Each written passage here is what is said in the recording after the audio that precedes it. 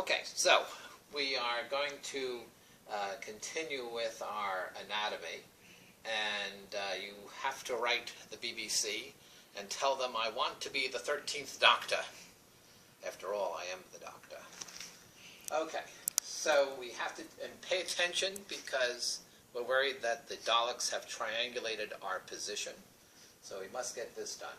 So we're going to take a look at the abdomen, and we have to open the doors here to get at some things.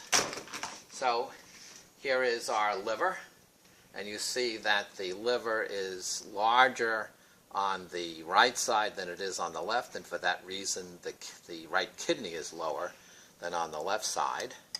So let's take that liver out.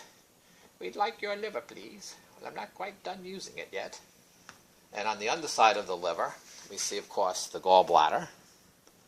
We have the cystic duct, and then we have the joining of the cystic duct to the common bile duct. That's poorly represented on this model.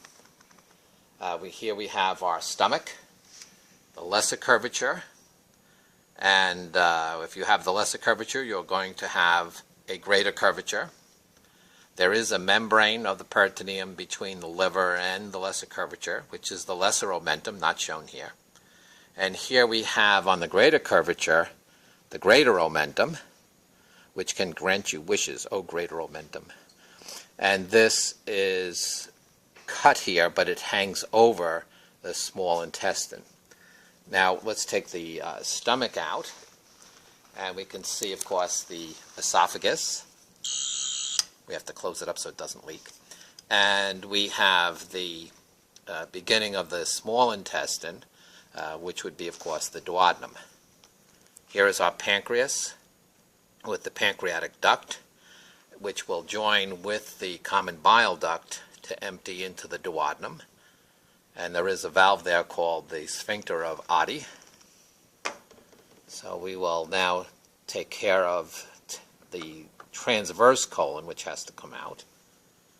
And here is our small intestine, obviously, which is going to come out as well.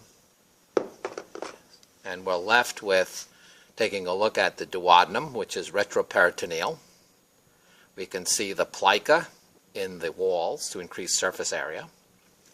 And then the duodenum will extend into the first part of the small intestine, which is the jejunum, which I think is also the capital of Alaska.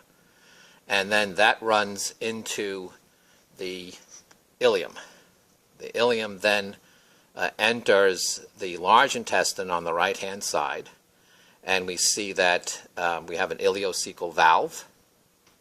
We have a blind-ended pouch called the cecum. You shall find them. Off of the cecum, we have an appendix, which is really a major lymphatic organ now. We have an ascending colon. We're seeing ribbon-like muscle called the taenia coli. And we can put back our transverse colon here. We have a right colic flexure or hepatic flexure. And then we have a splenic flexure or left colic flexure, descending colon, and so that you don't have your anal opening in your left cheek, we have to have a continuation of the tube to the midline, and this is the sigmoid colon, and then that will then empty into the rectum, nearly kill them. So these are the basic parts of the digestive system, and here we have our urinary bladder sitting there, so the rectum is behind it. And that's our lesson for today.